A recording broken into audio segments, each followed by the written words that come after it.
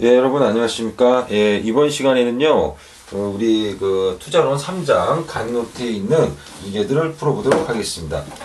거기 3페이지 보시면 이제 그 주관식이 나오는데요. 주관식 1, 2, 3번은 우리가 이제 수업 시간에 이제 풀어봤던 그런 문제들이라고 볼 수가 있겠습니다. 그래서 그 주식시장에서의 매매 체결 방법, 예, 그래서 주식시장에서의 매매 체결 방법과 그 다음에 이제 매매 체결 원칙, 우리가 일단 뭐 매매 체결 원칙은 뭡니까?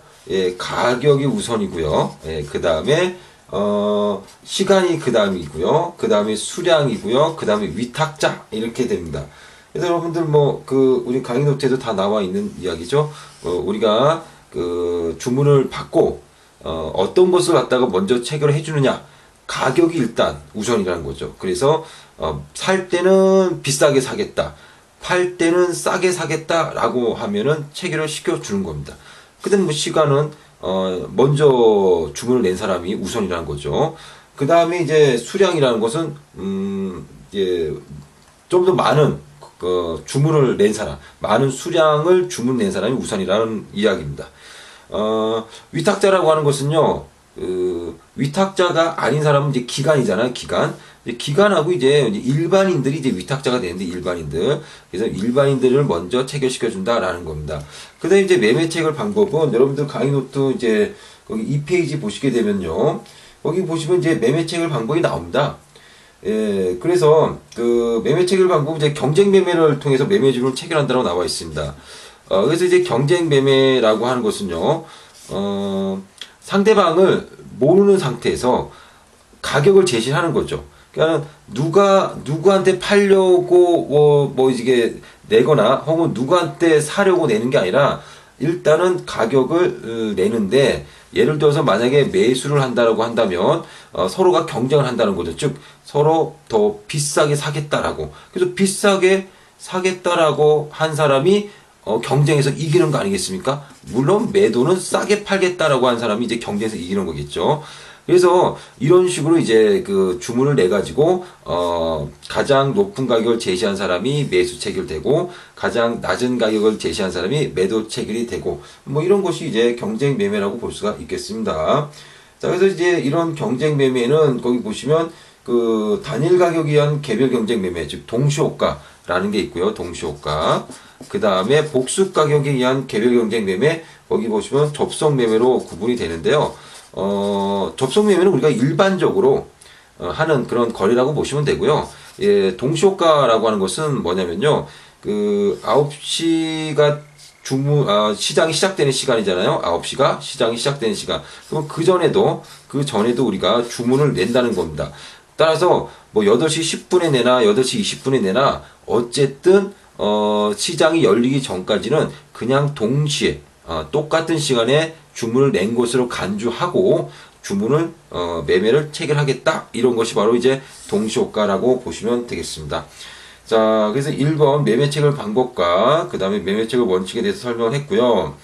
2번 장내시장과 장외시장을 구분해 보세요 라고 돼 있는데, 여러분들 거기 우리 그 방금 문제를 보고 계시죠? 지금 문제 위에 보시면 장외시장이 나오죠. 그래서 그 표를 보시면 장외시장과 거래시장이 구분이 되어 있습니다. 그래서 그거 보시면 뭐 금방 알 수가 있을 것 같아요. 그래서 장외시장은 일정한 장소가 없는 거죠. 예. 그 다음에 매매 방법은 상대 매매. 그러니까 상대방 알고 거래하는 겁니다. 장외시장은. 하지만 우리가 일반적으로 거래하는 거래소 시장, 즉 장내 시장은 경쟁 매매를 합니다. 상대방을 모르는 겁니다. 내가 주식을 팔지만 누가 살지 모르는 거죠. 다만 가격을 제시하든지 먼저 주문을 내든지 해서 남들보다 유리하게 체결될 수 있도록 경쟁하기 때문에 경쟁 매매라고 이야기를 하는 겁니다. 그 다음에 이제 장외 시장은 일물 단가, 동시에 그 체결되는 가격들이 여러 가지 가격이 있는 거죠. 9시에 체결됐지만 누구는 8,000원에 누구는 7,900원에 이렇게 체결이 되지만, 장내 시장인 거래소 시장은 그렇지 않습니다. 하나의 물건에는 하나의 가격이 있는 일물일가라고 보시면 되겠습니다. 자, 그 다음에 융자거래와 대주거래를 비교해보세요 라고 나와 있는데요. 자, 이 융자거래하고 대주거래 한번 보도록 할까요? 네. 융자거래하고 대주거래를 한번 보도록 하겠습니다. 융자거래라고 하는 것은 간단하게 설명을 드리면 주식을 앞으로 주가가 올라갈 것으로 생각하고 주식을 매수를 하는데요. 주식을 매수할 때 이제 증권사로부터 돈을 빌려서 이제 주식을 매수를 하는 겁니다. 이게 이제 융자 거래라고 보시면 되겠고요. 따라서 주가가 오르면 이득이 나는 거죠.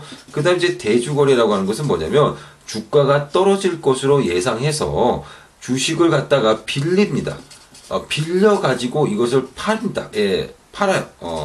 팔아서 돈을 일단은 챙긴 다음에 돈을 챙긴 다음에 이제 주가가 실제로 떨어지고 나면 이제 다시 되사는 겁니다. 다시 되사서 갚으면 되는 겁니다. 주식을 빌렸으니까. 이게 바로 대주거래라고 보시면 되겠습니다.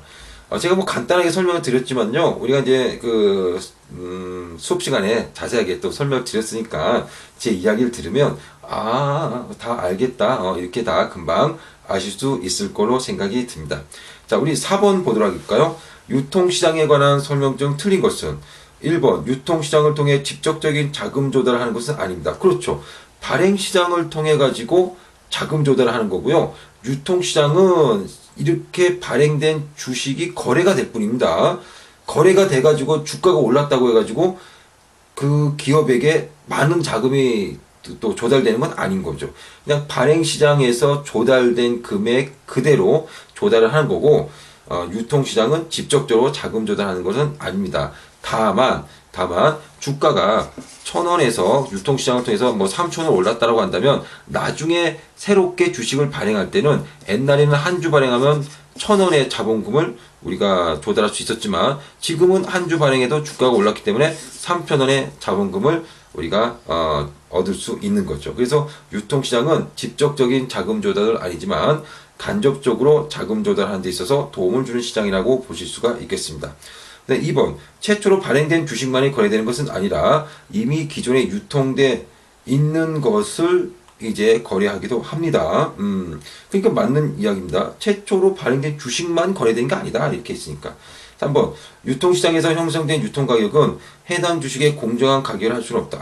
유통시장에서 우리가 유통시장이 주식시장이니까 주식시장에서 거래를 통해 가지고 형성된 주식가격은 수많은 사람들이 매도 매수에 의해 가지고 결정된 가격이기 때문에 공정한 가격이라고 할 수가 있습니다. 자, 이렇게 4번의 답은 3번이고요. 5번 보도록 할까요? 매매거래 제도와 관련된 내용이다. 틀리게 설명한 것은 유가증권 시장은 10주 단위입니다. 이거 그냥 아시면 되는 거고요. 2번 유가증권 시장의 요건 단주는 직접 해당 회사와 거래해야 된다는데 해당 회사하고 거래하는 게 아니라 내가 거래하고 있는 증권사하고 거래를 하셔야 됩니다. 그래서 2번이 틀렸습니다. 자, 6번 주식거래에 관련된 내용이다. 틀리게 설명한 것은 1번 전일 종가 기준으로 하루 동안 오르내릴 수 있는 가격은 상하 15%입니다. 예, 맞습니다. 그래서 플러스 마이너스 15%인데 어느 기준이냐? 바로 전일 종가 기준이라는 거죠. 2번 액면 분할을 하게 되면 주식수가 늘어나 주식의 총액, 즉 시가총액에도 영향을 미치게 된다라고 했는데 이게 틀렸습니다. 예, 그래서 이론적으로는 시가총액에 영향을 미치지 않습니다. 예를 들어서 10주가 있었는데 10주에 만약에 이게 5,000원을 하고 있었다. 그러면 시가총액은 5만원이겠죠. 근데 이제 액면 분할해서 이것이 이제 500원으로 액면 분할해서 500원 됐다 그러면 이게 100주가 되는 겁니다. 하지만 10주 곱하기 5,000원이나 100주 곱하기 500원이나 시가총액은 똑같죠. 그래서 주식의 총액에는 영향을 미치지 않습니다. 예, 미치지 않습니다. 물론 이론적으로는 그렇다는 거죠. 실질적으로는 액면 분할을 하게 되면 시가총액이 늘어나는 것이 현실적이긴 하지만 여기서 말하는 것은 이론적이라는 거죠. 예. 자, 여기서 6번의 답은 2번이고요. 그 다음에 이제 3번 보니까 배당 기준일이 수요일이라면 배당을 받으려면 최소 월요일에 주식을 매수해야 됩니다. 그래서 우리가 월요일 있고요, 화요일 있고요, 수요일 있으면 이때가 기준일이라고 한다면 3일 결제이기 때문에 최소한 하나, 둘, 셋. 예, 쉽게 말해서 이때 매수를 하게 되면 하나, 이틀, 3일 요때 결제가 떨어지기 때문에 최소한 배당을 받으려면 주주가 되려면 월요일까지는 매수를 해야 된다는 겁니다. 만약에 화요일 날 매수를 하게 되면 목요일 날 결제가 떨어지기 때문에 이때는 배당을 받을 수가 없겠죠. 예. 자, 이것도 뭐 제가 이제 그 수업 시간에 잘 설명을 드렸던 거라고 볼 수가 있겠습니다. 7번 유가증권이 거래소에서 거래될 수 있도록 자격을 부여하는 것은 요건 뭐 당연히 상장이죠. 이런 것들은 그냥 그러니까 이제 그 용어로서 알아두시면 되겠고요. 8번 다음 중 상장 제도에 대해서 틀리게 설명한 것은 1번 상장이란 유가증권이 거래소에서 거래될 수 있도록 자격을 부여하는 겁니다. 이게 이제 맞는 이게 상장의 뜻이죠. 상장이란 거래소에서 거래가 될 수 있도록 하는 겁니다. 자, 2번 기업 공개를 하잖아요. 기업 공개란 뭡니까? 바로 대주주가 가지고 있는 주식을 일반 대중들에게 분산하는 겁니다. 주식을. 그러면 주식을 이렇게 여러 일반 대중들에게 분산하기 위한 바로 도구가 상장이라는 겁니다. 그래서 기업 공개를 하기 위한 도구가 바로 상장이다. 이렇게 보시면 되겠습니다. 이건도 맞고요. 3번 상장을 함으로써 신뢰성이 증가하긴 하나 자금 조달이 어려워진다? 아니죠. 주식시장에서 거래를 하게 되고 됐으니까 훨씬 더 주식시장에서 자금 조달하기가 용이해지는 겁니다. 예. 자, 8번의 답은 3번이고요. 9번 주식 거래에 관련된 내용이다. 틀린 설명은 그랬습니다. 동시에 매수 주문이 들어왔다면 가격이 높은 주문을 우선적으로 성립시킨다. 당연한 거죠. 예. 자, 2번 매매 시간은 오전 9시에서 오후 3시까지며 매매 시간 이외에는 주식 거래가 이루어지지 않는다. 아닙니다. 오전 9시에서 3시까지 주식 거래가 이루어지지만 예를 들어 가지고 3시 반부터 시간의 종가 매매가 이루어집니다. 그래서 매매 시간 이외에도 주식 거래가 이루어지고 있습니다. 그래서 답은 2번이 틀렸습니다. 배당 기준이 수요일이면 배당을 받으려면 최소한 월요일에 주식을 매수해야 된다. 방금 요거 설명드렸죠? 예, 요거 설명드렸습니다. 예. 자, 10번. 주문 시 가격 불문하고 무조건 사거나 팔고자 할 때 이용할 수 있는 그거야 당연히 시장가죠. 여기서 시장가는 어쨌든 지금 최우선적으로 거래를 체결시켜 주는 그런 효과라고 보시면 되겠습니다. 자, 그 다음 11번. 매매거래 제도와 관련된 내용이다. 틀리게 설명한 것은 증권시장에서 매매거래에 직접 참가할 수 있는 자는 한국거래소의 증권거래회원으로 가입한 법인에 한정됩니다. 맞습니다. 그래서 우리가 증권거래소에서 주식을 거래하려면 증권거래소 회원이어야 됩니다. 근데 그 회원이 누구냐? 바로 증권사라고 말씀을 드렸죠. 자, 2번 주식 매도 시에는 증권거래세를 내야 된다. 맞습니다. 그래서 주식을 매수할 때는요. 일단 매수할 때 수수료 내고요. 매수 수수료 내고 그다음에 매도 수수료 내는데 매도 수수료 낸과 동시에 플러스 세금까지 내야 된다. 팔 때 세금 내는 겁니다. 살 때는 세금 내지 않습니다. 자, 2번 맞는 거고요. 3번 시장가로 주문 시에는 가격을 지정해야 된다. 그렇죠. 시장가라고 하는 것은 그냥 무조건 지금 최우선 호가로 사겠다라는 겁니다. 무조건 사겠다. 호가 불문하고 사겠다라는 거니까 가격을 굳이 지정하지 않아도 됩니다. 4번 매수 거래 시 위탁 증거금을 차감한 나머지 잔액은 주식 매도 시에 결제가 이루어진다. 이게 무슨 말인가요? 매수를 했습니다. 주식을. 그럼 위탁 증거금을 차감한 나머지 잔액은 주식 매도 시에 결제가 이루어진다라고 했는데 그렇지 않습니다. 예, 이게 그럴 수도 있다라고 생각할 수도 있지만 이게 조금 그래요. 예를 들어서 이런 거 한번 볼게요. 월요일이 있고요. 화요일 있고 수요일에 있습니다. 그럼 우리가 100만원어치 주식을 샀다고 칩시다. 월요일날. 근데 100만원 주식을 사는데 예를 들어서 내가 40만원만 있으면 60만원어치는 위탁 증거금 증거금 40만원 내면 되니까 60만원은 우리가 그냥 증권 그 3일 결제를 이용해서 살 수가 있다는 겁니다. 그러면 내 돈을 40만원 내고 이 60만원은 우리가 좀 그 증거금을 내지 않아도 살 수 있는 부분이라는 거죠. 그러면 어쨌든 내가 이렇게 40만원 내고 100만원어치 주식을 샀어요. 그러면 하루 이틀 3일 결제이기 때문에 수요일날 아침에는 내가 60만원을 집어넣든지 아니면은 주식을 팔아서 이 60만원을 채워 넣든지 해야 됩니다. 근데 만약에 내가 이걸 안 팔고 목요일날 매도해가지고 결제를 하겠다 혹은 금요일날 매도를 해가지고 결제를 하겠다 이런 건 안 된다는 거죠.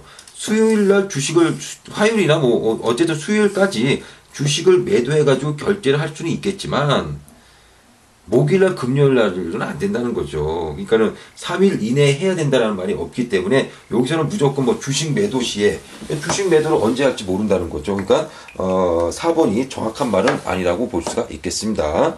자, 이렇게 해가지고 우리가 그 사정에 대한 어떤 문제를 풀어봤습니다. 예. 자, 여러분 수고하셨습니다.